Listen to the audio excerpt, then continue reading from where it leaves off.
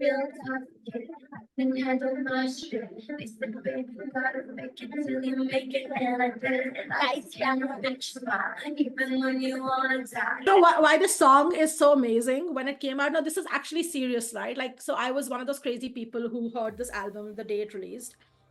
And the song came out, and a lot of times people ask me, right? Like, how does it feel like being a working mom? How does it feel like being a working mom in like an intense career? I was like, just listen to the song. Because some days I truly feel like I cry a lot, but I am so productive. And then there are days when I'm like, I don't, like, why am I doing this with my life? Welcome to Purpose with Pals, your go-to podcast for unlocking life's true purpose. Join us as we dive deep into the compelling life narratives of guests from all walks of life.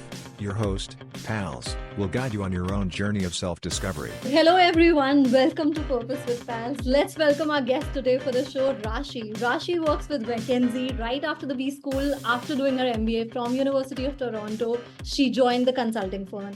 But beyond her day job, she does a bunch of other things, which include being a mom. She's a voracious reader and a prolific writer. She's obsessed with fitness and sports. She's known for her newsletter, Decks and Diapers, that is all about breaking stereotypes for working parents. Rashi is passionate about a lot of things, and in her bio on Instagram, she writes, I contain multitudes and they are all here. So, and that's probably how we kind of met in Young India Fellowship while pursuing multiple academic and professional avenues. So we will try to unpack it all in this episode. Welcome, Rashi, on the show today. Thanks for having me, Palak. It's so nice. I think we're meeting each other after what, like 10 years at least. So it's really nice to see you after like a decade almost. Absolutely. It's wonderful having you also here. And before we go into the questions, I want to just like talk about the overview and what we will cover in today's episode. We will talk about what drives Rashi, what she defines purpose as her quest of finding purpose, and let's see how we kind of decode that. We will talk about her early influences, the major pivots and turning points, and also about her current role and advice for other people in terms of getting into the consulting field. Towards the end of the show, we will also go into her favorite books, movies, and song recommendations. So stay tuned till the end of the show if you want to know about that. But before we go deeper into all of that, like Rashi, why don't you talk about your obsession with Taylor Swift? I think a lot of people who know me or have known me for a few years are probably sick of me talking about her. But I think maybe like a few things, right? Like one, it just so happens that like Taylor and I are practically the same age. We almost share a birthday. And so I feel like, you know, she writes a lot about her experiences, about just life. And I feel like stages of her life, which are very normal, that she went through, you know, I was going through some of those same stages. So there was a lot of relatability at that same moment when she was writing about something, obviously at a different scale. I felt like I was going through that. The second thing that I like about her music, and, you know, a lot of people don't fully understand this, but she actually makes like a woman and female feelings the subject and not an object, right? Like a lot of songs always make like the woman the object, or they're always talking about a woman in the context of the man. But what she does is she talks about her as a woman. And yes, there are a lot of songs about men, but she is still very much the subject. And just I think generally, like, you know, she lives this dichotomy where she is an extremely strong, independent, powerful woman. She still likes the idea of love. She still likes the idea of, you know, being loved and cared for. And I think just that weird conflict and dichotomy, I think the world doesn't let a lot of women just own that fully, right? It's like you either have to be this or that. And I think the fact that she always does both, I honestly think just like messes up so many people's brains, which is why she gets all that hate, which is never thrown at like male singers, right? And then, I mean, Taylor, 100%, that there's a fair amount of criticism too, right? Like a lot of people say she's had a very privileged life. She talks about a very, very like small experience that only a certain type of women in the world have the privilege to experience and go through, which I think is fair criticism. But I also always retort back and say that, you know, we don't expect every musician to speak to all experiences. Then why do we hold this one woman, accountable to want to speak to all sorts of women's experiences, right? I think a lot of that hate and misogyny also comes from the fact that she is a stereotypical, pretty successful woman who is a complete badass and is no longer a people pleaser and kind of is literally owning the world at this point. So I think it makes people deeply uncomfortable. Pretty interesting. And I can, when you talk about this, I can see that similarity in terms of you are also trying to amplify certain voices. And she represents, like, this voice which has become more prominent in the pop culture right now. But before we go away from the Taylor Swift topic, I just want to talk about this diagram that you put on social media about like mapping Taylor Swift songs. Can you just tell a little bit about that? Okay, so that was me.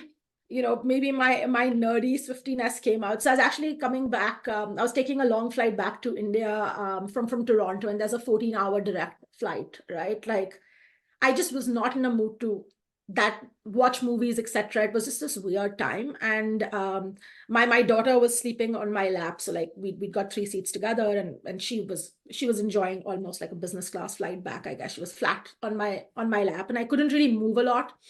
I had my iPad with me. And at that moment, I was like, you know what? Because I obviously listened to a lot of Taylor Swift.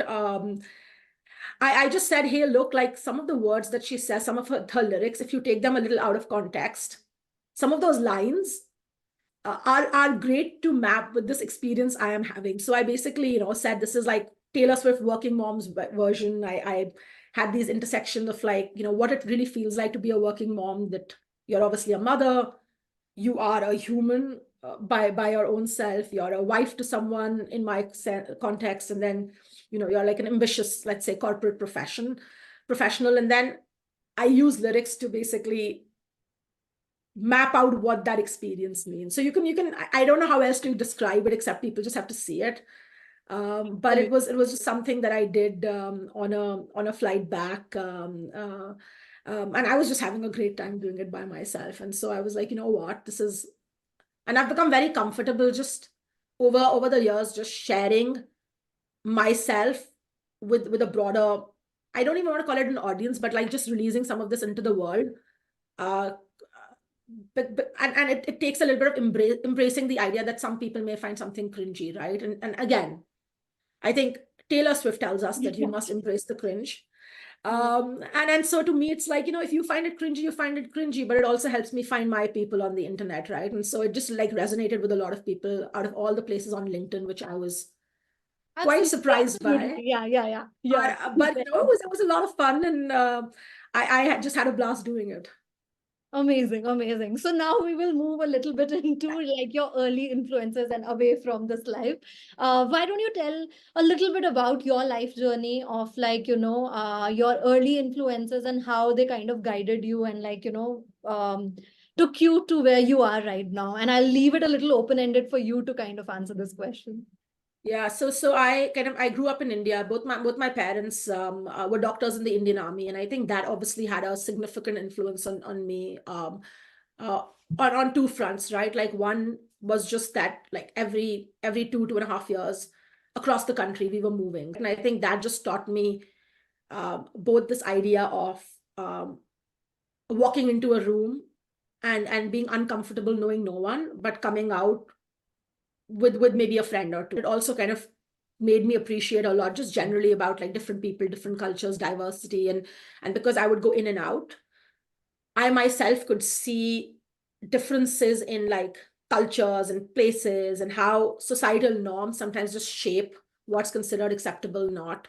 I think that was a big thing that it did, and it also gave me a little bit of this freedom, right? I keep telling people when I say I contain multitudes that I've had a very meandering career.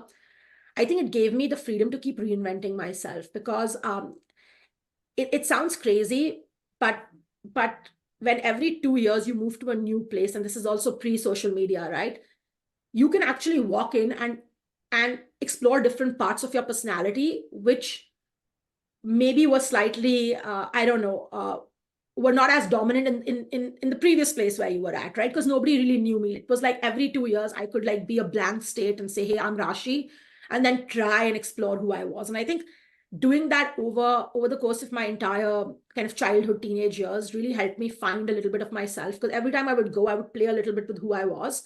And then there were some things that would constantly be constant, like I would stay constant, and then there would be some things which would keep changing. So it's really funny that even now, when there are people who meet me from like my middle school to high school to sometimes, people who I went to business school with, obviously there are some things that they can all see consistent, but there are certain parts of my personality which they saw a lot more of, and somebody else is like, I never thought that was her, right? Like I never experienced Rashi as that. So I think it gave me a lot of that freedom to try and really like explore who I was. And my mom, I mean, she eventually retired as like a brigadier or brigadier general in the army, right? So I always saw like a very powerful female figure in the house. She was obviously working. She was a doctor. She did her super specialty at All India Medical Institute in India when I was, I think, 10. So I saw a very powerful role model in a woman who would wake up every day, put on a uniform, had men salute her, navigate an extremely patriarchal kind of construct and structure, right? Like the army in India is still pretty patriarchal. And so I saw her navigate her career through that, go through her own kind of ups and downs. And as I grew up, I started recognizing a lot more of, all the walking she had to do so that I guess a next generation of women are running now. And that really inspired me and always kind of made me believe that as a woman, even though society may try and push us into a certain box, like she is a phenomenal mother. She's extremely caring, extremely nurturing, but she also means business. And, she led teams and like units, etc. Wonderful. Like it's very fascinating, the journey that you've had. Like personally, for me to like imagine somebody going like, to different places every 2 years and finding this new personality, and a lot gets added on as well, because India is so vibrant in that sense as well. So how did it, like, if you put this in the context of your journey in terms of your career, and how did that affect your career trajectory? What did you want to grow up to be, and how did you, like, and where you are right now? So like, just like a small overview of that. So when I was a kid growing up, and I didn't say this, and maybe this is the third influence, there was a lot of sports in my life. And I think when I was 8 or 9, I probably held a tennis racket for the first time. And since then, to a certain age, like I really wanted to play tennis. Like the purpose of my life was to play tennis. To the point that I remember negotiating with my granddad, even during like my board exams in like class 12th. I said, look, like I want to keep playing tennis. Don't stop my tennis. And I think the expectation in the house was, okay, if don't in any exam let your grade drop below like a 70%, right? And I was one of those who continued like playing tennis like through my class 12th. And I actually ended up doing fairly well for myself in my class 12th academically. But for me, like, and I still am that person, just being out, like doing things with my body, sweating, picking things up, like being exhausted physically is when like mentally I am at my best. Like my neurons fire and I can think. So growing up, I think playing sports was the big thing that I wanted. At some point, you have this introspection and realization that I realized that I wasn't maybe good enough, or I didn't have that killer instinct in me to be like a top 100 tennis player, right? I think, and at that point, I realized that I could do that as a life. It would just not be the most comfortable, fun life. I was doing well academically. And so I said, hey, look, you know what, maybe I move in a certain different direction. And let me try and figure out what gives me joy and purpose beyond just like tennis, right? Like, and so having always grown up in this environment where every 2 years, I could do something new, I think made me very comfortable with the idea of just like, meandering like a river, that I was pretty clear that everything is not linear and set. So I actually started my career in consulting. I liked it. There were parts of it that I did not love. That role itself was like very, very research focused, and that just wasn't energy giving for me, right? Like I enjoy being with people. I enjoy doing things like this, being behind a desk, and just like cranking away, drowning myself in data just was not at that point what gave me energy. It taught me a lot. I think I still credit it for teaching me so much. But at that point I said, hey, you know what? I want to do sports management. So I took a complete pivot, went into sports management. Parts of it I really, really liked, but there were parts of it where I was again getting bored. And I think at that point, someone told me about YIF. I applied for YIF. I think had a complete blast. It was exactly the kind of space where I enjoy being in, where I had like this crazy buffet and I could pick something. And I really feel like YIF rekindled my love for reading, which you can see all these books. My husband jokes that these are fire hazards in our house because here in North America, houses are made of wood. He's like, there are 900 books here. Like this is a fire hazard. At some point, you have to get rid of some of this stuff. There's no space in our house. It's like prime real estate. But I think YF really, really like, I credit it a lot for just like giving me a broader exposure to, people such as you. Like there were people who were doing different things in life, and all these other different things we could do, right? And so that helped me.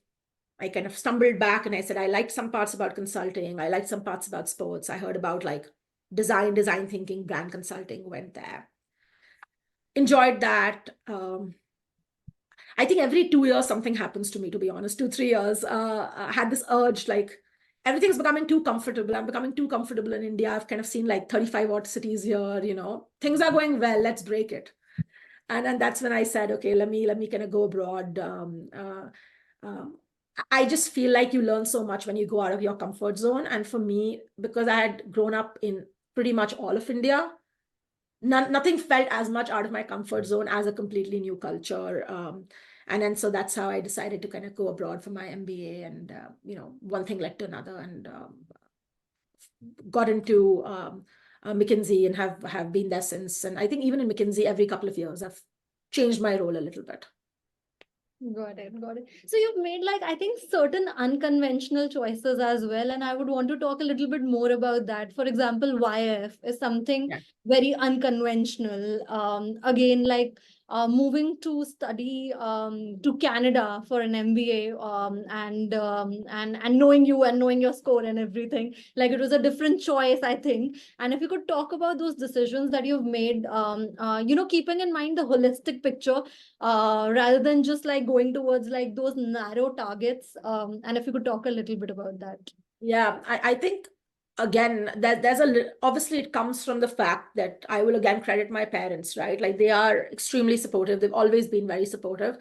And I think in a certain sense, in a place like India also, so I checked a lot of boxes, right? Like what I was saying, I played tennis through my school year, but magically, actually, I wouldn't say magically, like I worked hard for it, but I got like a 95%, right? I topped my school. So I think that was the first time where a lot of people in the family, in the general community, who'd be like, what is your child doing? Just like all backed off, right? Because they said something this kid is doing, which works. I went to SRCC, which in India at that point this is the college that you go for commerce. And maybe backtracking a little bit. So both my parents are doctors. And in 10th grade, I remember talking to my parents and saying, hey, look, like I get no energy from any of these like science subjects, right? Like I don't see myself, quote unquote, becoming an engineer. It's like energy draining for me. There are aspects of medicine that I think are really nice, the human aspect of it. But just the way it's taught in India, where it's kind of all you have to do physics, chemistry, there are these entrance tests. I was like, not for me, right? And so they asked me, what is it that you really want to do? This sounds silly, but it truly is my inspirational. I used to watch a lot of Apprentice with Mr. Donald Trump in it. And then so I was like, that seems like a cool thing to do, whatever they were doing, right? And in my head, because I never came from a business family, like a lot of people in my family are actually doctors, I was like, I think that seems cool, that businessy corporate kind of thing that they do in Apprentice. That's what I want to do. And so I told my parents, look, I am taking whatever commerce with maths in 11th grade. And trust me, I enjoy this. And trust me, I got it, right? Like I got it. And they obviously didn't know enough about it, but they, fully, I think have always had immense trust in me, but just doing well in grade 12.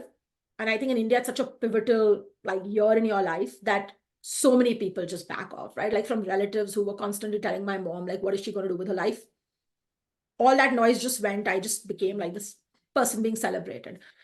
So I think having that, going to a very, very solid undergrad college, there are people who kind of criticize people for sometimes doing conventional things, but the truth is having certain brands on your resume early on gives you a certain sense of, I think it empowers you to make some of these choices, because even if you make something unconventional, you know that the quote unquote conventional world will always take you back in, and they'll celebrate your unconventionality, right?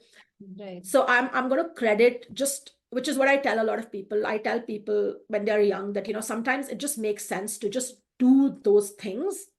You don't have to do it, but it gives you so much like latitude to explore like the entire spectrum of things, where the world is not constantly pushing you in narrow things, and your opportunity, your optionality and your opportunity set is just a lot broader than a lot of people. So I think for me to do YIF really came from this whole idea of like, I went to undergrad, I had a very strong like consulting brand on my resume. I did sports, which was this like cool unconventional thing at that time. And it was really a no risk thing, right? In my head, I said, okay, like what's the worst that will happen? It'll just be a year of my life, which I would just say, bleh. And I think, so that really helped. And the Canada story is a little different, where at that time I had met someone, he's now my husband, and I credit him for really making me more fearless. I was still very stereotypical, very like, you want to go to business school, it has to be like a top 3 school, or it's all kind of pointless.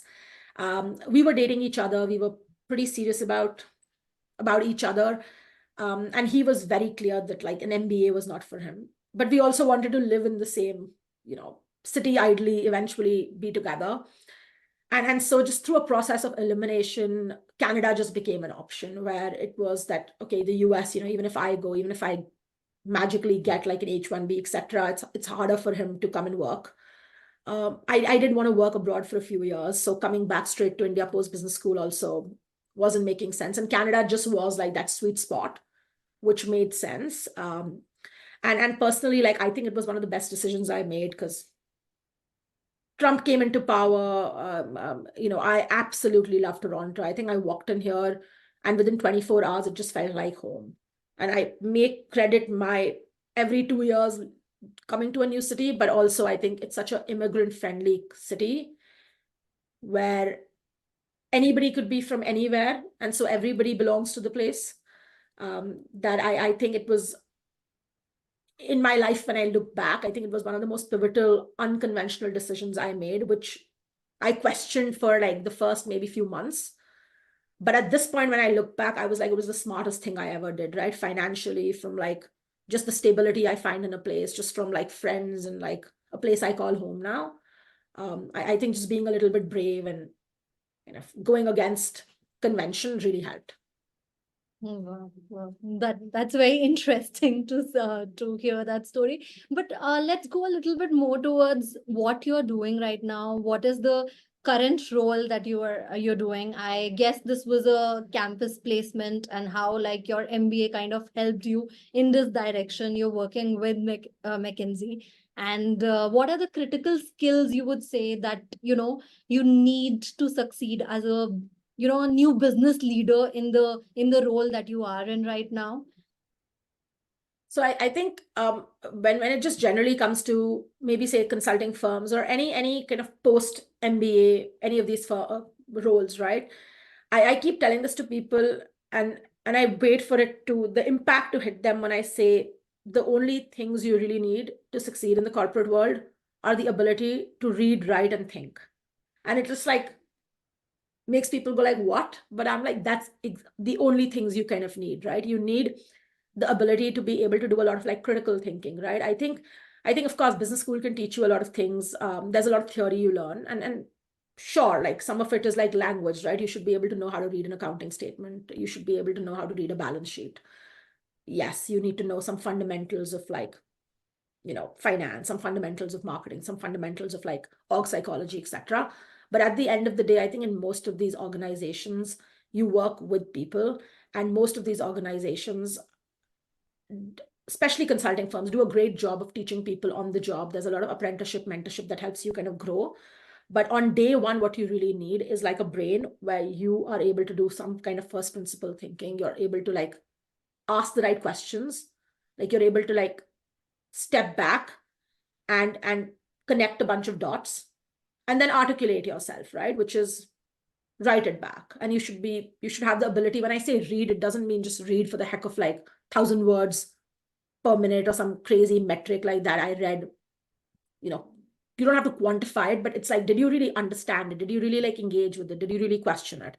So I think those are three big skills that anybody needs. I think specifically in the context of consulting, it is such a people business, especially out of business school. And I'm sure you saw this also. So many people over-index on like the hard skills, which are important. But nobody ever succeeds in the world of consulting or just generally in some of these corporate roles, be it product, be it one of these like rotational leadership roles, etc., just because they make great PowerPoint presentations or they can make a fast Excel model, especially now with where Gen AI, etc. is going. I think you succeed if you have like those human skills, right? Can you influence? Can you persuade? Can you have difficult conversations? Can you give someone feedback? Can you kind of, manage a whole host of diverse stakeholders? So I always tell people at business school, people laugh about those soft subjects or globe subjects or whatever words they call it. But actually, if you can spend time in your business school focusing on those, eventually they will lead to greater success than over-indexing on, how to make a Excel model or going for a lot more of like things which could be easily quantified, right? Absolutely. Very interesting. And I think like YF also paid emphasis to one or two of these things. One was critical writing, critical thinking was one, and also like soft skills. And just going in the same direction. And if you could talk about like what are the, your top tips to persuade people or like top negotiation tips kind of a thing. And if you could. Yeah, I think it just comes down to, and I've thought a lot about it, worked a lot about it. It comes down fundamentally to like listening, empathy, and some kind of trust, right? Like you've got to be able to truly listen. And whatever I'm saying is not like revolutionary, but it really is that simple, right? And it requires a lot of practice. It's like a muscle, but it's like really listen to what the other person is saying. And when I say listen, it's not just the words that they're saying, but I always tell this to people. It's like if there's an iceberg, what you see, what a person says is like the tip of the iceberg, right? But it's known, I think scientifically, I'll forget the exact percentage, but 70-90% of the iceberg is below the water or something like that, right? So it's like when you and I are talking, you're saying something, but me understanding what is the unsaid, right? What's your fears? What's your desires? What's your motivations? Very important to understand, right? How do I address them? In some cases, how do I dampen your fears? How do I kind of, gently pull at your motivations? How do I help you see that your desires through this action can be unlocked, right? I think that's extremely important. Like trust is really important, right? That you should think of me as someone who's credible, reliable, who has low self-orientation. So self-orientation means when you and I are talking, is this about me? Adam Grant wrote this book, Give and Take. It's exactly that, right? Am I having this interaction? Like, are we doing this because I'm trying to give something? Or am I doing this to extract and take, right? And it becomes very obvious if you become too much of a taker, like people don't trust you as much, right? I think trust is very important. And then just general empathy, right? Like, which is why I actually think people, like we did a liberal arts background, I think people with like humanities or like social sciences actually do really, really well in business. People who read, like, say, English literature do really well, right? Because you learn these skills. And it's just unfortunate that we tend to over-index and think, oh, you're a stats major or a maths major. Of course, there are certain parts of being able to like understand numbers that help. But I think eventually the people who really do rise to the top are people who can do that, but who really do the softer aspect really well. So I actually think that my business school plus YIF has helped me versus just business school. Got it. Got it. Very interesting. So, tell me a little bit about like what advice would you give? And I think you have kind of given like bunch of like your these directions to go into.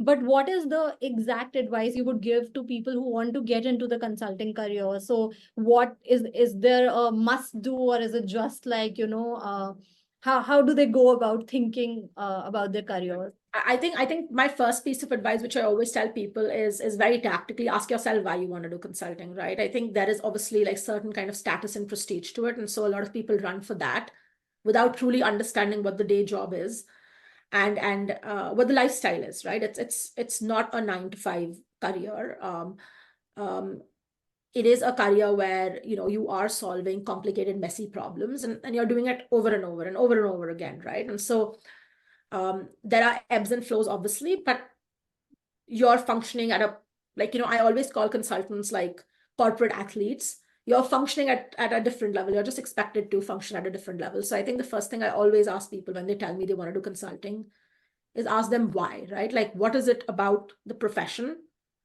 that you enjoy? And then the second thing really is that there's obviously a tactical aspect to it that, like, to get into most consulting firms, you've got to be able to case prep and do all that. Let's put that aside. I think the second thing really is there is a lot about fit in a consulting firm. Like, I've been part of like different professional services firms. I'd even say, the design firm I was part of was a consulting firm in a certain sense. And some people just thrive in certain environments better than others. And so I always tell this to people, instead of blindly just like chasing, again, status and ranking, which is okay, like, be honest with yourself if that's what you're chasing. Go meet people from a lot of these different places and ask yourself that, do I see myself being with these people for like 60, 70 hours? Do I see myself like taking flights with these people? Do I see myself like calling these people my colleagues? And do I see this environment, right? Each of them has its own microculture and environment. Does that bring out the best in me, or does that actually bring out the worst in me? And then find where you want to go. Because that, I think, is the secret to you actually enjoying what you're doing. Otherwise, most people join these firms and in a few months you just start seeing them that they're miserable, right? And it's so unfortunate when I see people who are very competent, very bright, in doing very well, like professionally, financially, but like are walking around like lifeless souls, right? It just like breaks my heart when I see that, because I know some of them just like got sucked by the allure of like status and prestige without really thinking that LinkedIn will celebrate you getting this job once. You've got to live it every day. Wow, that's really a quotable quote. Wow, I came up with that. Yeah, that was damn cool. So I think Rashi, that brings us to the question of what do you see yourself doing in like the next 5 years, let's say? Like, what is your vision of life going forward? So that's a very, very deep and big question. And I think I'm still trying to like truly find, like my life's purpose. I don't want to use words like self-actualization. They make it sound a lot more important than, it makes me feel like, oh, I'm being very important. But I'm truly trying to find this idea of like true happiness and like what wakes me up excited every day.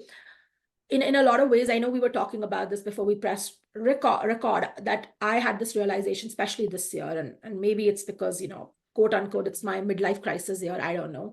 But in a lot of ways, you feel like you've ticked a lot of boxes that the world expects. And then you see this path that the world says move towards, right? But I think this year I had this realization where I said, why am I running a race that someone else wants me to run, right? For the longest time, I kept climbing mountains.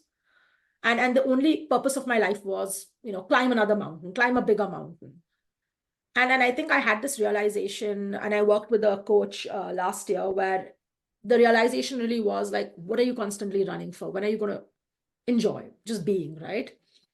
That in a lot of ways, you've done this for a significant period of your life. And life is about seasons, and life is about, changing gears, and you can't always keep like having your foot on the pedal and accelerating. So I think in the next 5 years, I truly want to focus a lot on just this idea of being, right? Like, not only doing, but just like being. Obviously, I am a mom. You mentioned that, so that is important to me. I think it's pretty pivotal years for my child. She's in that. She's going to start school this September. And from a lot of things that I've read, it looks like till age of 10, 11, kids actually really care, and you can mold them and you can shape them into the human that, you hope they become. And I just hope that I always tell her, I want her to be a strong and kind person who's just healthy and happy. That's it. That's all I want from her. And that's what I want to focus on. And then the third thing is professionally, of course, I still want to do well for myself, but I am now going to like run my own race versus run a race that someone else has set up for me, right? So that's my kind of aim for the next 5 years, that like grow in my career, mentor people. I really enjoy doing that. Continue to sharpen some of my skills and find that sweet spot, so that in a few years, when my child's a certain age and I've reached that point in my career where if I feel I have the energy in my tank, I'm going to probably accelerate like one more time to, make one big jump. But for now, I just want to be, right? Like, I just want to like sit back, have a hot coffee, read a book, not care about things like hyper productivity, hyper growth, just like let go of all that and see how that feels. Wonderful, wonderful. And my last question to you is some recommendations about books, movies, podcasts, songs that you kind of enjoy and you would recommend. So songs, no surprise. I'm not gonna. It'd be kind of funny if I actually say a Taylor Swift song. Maybe I will. We'll leave that for the end. So maybe TV shows, because like there are 2 TV shows that I saw in the last a few months that I really, really enjoy. So both of them are actually on Apple TV. So one was Lessons in Chemistry. Absolutely loved it. It's like, I think, a short like eight episode miniseries. It's based on a book. Really, really enjoyed that. Again, a story from a female's perspective, trying to make her own in the world. And then the other TV show that me and my husband have been watching and we absolutely love. So it's called Trying. It's based in London, UK. And it's about this couple's journey for trying to have a kid, right? Like IVF, they have infertility issues, they try IVF, it doesn't take, and then they're in this journey to adopt and increase their family through that route. And it's just like a really well-made show. It's both, it's heartfelt, it's light, it's a comedy, it's really funny. And it's just something which, especially after like a work day, like both of us like watching it together for like 30 minutes to decompress. So I think those are my 2 TV show recommendations. In terms of movies, I don't know, maybe it's like just having a kid or just being busy. I don't think I've had the time to watch like a movie, the full 2-3 hour movie, but maybe 2 that I saw which I really enjoyed. So one I saw was Lapata Ladies on Netflix. Yeah. I think at this point, a lot of people probably have seen it in India at least. But I really, really liked it, right? I thought it was a simple story. Again, maybe there's a little bit of like this idea of like feminism where stories touch on those subjects, which pull me to them. But I think it was a well-made movie. And again, left me with like this feel-good. Yeah, and a strong female narrative in that sense, which we don't get to see so much in like, yeah. Precisely. So I really like that. The other one that I like, which also had a strong female narrative, though someone would question. So I end up being on flights, not very frequently now, thank God, but still I take them. So I see a lot of movies on like airplanes. I saw Mean Girls, but the remade Mean Girls, the one I think that was released like last year or something. And strong female narrative there too. But I was just laughing. Like I think it took me back to me being in my early teens when the first movie came out. And I was just having a blast watching it. So for I think people like of our generation, I say go back, watch Mean Girls. It's not your mom's Mean Girls as the movie says. So it's kind of changed in parts, but it also takes me back to like a childhood, which I think was very happy. So that was very nice. And then with book recommendations also, I'll limit it. So there are 2 books that I've been recently reading, which I really enjoy. So one is this book called Burn Book. It's by a tech journalist called Kara Swisher. It's just, she's kind of covered Silicon Valley for the last, I think, 2 decades maybe. And so it's a nonfiction which reads like a fiction. So really, really enjoying Burn Book. And the other one that I'm reading is called The Moth So it's a book which actually talks a lot more about communication. So The Moth is basically it's this group which was started in New York where people come together and they share personal stories. And I think in a lot of ways, like what you're trying to do with this podcast, right? The idea being that every human story is important and we each have a story. And so this is a book that's just talking about how they help, regular everyday people kind of go deep within themselves to pull out those stories that give meaning to their life. So that book I'm midway through it, and it's already one of my like favorite books of the last couple of months. So podcast, maybe 3. So I really like this podcast called Pivot. Again, Kara Swisher, Scott Galloway. It's a pretty popular podcast. They're the hosts, and it's very topical. It's again usually it's very America centric, but I quite enjoy watching it or hearing it. The other podcast that I really like is called If Books Could Kill. So this is a podcast where these two like podcast hosts together pick up like popular airport nonfiction books and just like rip them apart, right? Like books like Freakonomics or Lean In, basically books that you've always seen as like airport bestsellers. They like really dive into the research and they rip it, and I find that really, really funny. And then the other one that I really like is a podcast called Culture Studies. So it's I think she used to be a former culture studies academic. And now she does this podcast full time, right? So it's again very America centric, where we'll talk about things like Stanley Cup, and of course we talk about Taylor Swift and the Eras tour, and we talk about Lululemons and things like that. But I really, really enjoy listening to that podcast. And then last, you said Taylor Swift. So I will not give songs, but I'll give people maybe an album. I know right now, a lot of people are obviously listening to the Tortured Poets Department because it just came out and it's pretty like trending and on topic. I think a lot of people heard Midnights, which to me was like peak Taylor Swift, right? Like a lot of people who'd never even heard of Taylor Swift heard Anti-Hero, heard Karma, and like I think that was the point where culturally she became extremely relevant. But I tell people to pull back and actually listen to her album called Reputation. I personally love Reputation. And I think Taylor is a lot like the Marvel Cinematic Universe. So you can't understand Taylor Swift's music without knowing this entire life that she has and all the characters in it. So go back in time, read a little bit about like Kanye and Kim and Calvin Harris and Scooter and everything that was happening in her life, and then go listen to Reputation. It'll make a lot of sense. So that's my recommendation, that go back and then listen to that album. It's got some really nice songs. Wow. I can see this recommendation is coming from your heart. Like totally.